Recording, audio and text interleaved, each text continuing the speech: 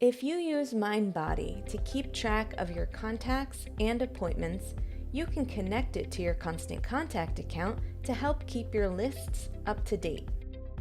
In this short video, we'll show you how it all works. From the home page, click on Integrations, and then locate the mindbody block.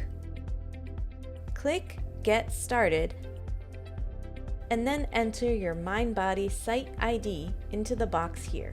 Your mindbody site ID can be found at the end of your mindbody URL or in the bottom right of your mindbody page. If it's easier, you can also just enter your full mindbody URL. Once you've added your ID, click the box here to agree to the integration agreement and confirm that you have permission to email contacts from mindbody. And you should see that the activation was successful. Your contacts are now being imported. Depending on how many you have, this could take up to an hour.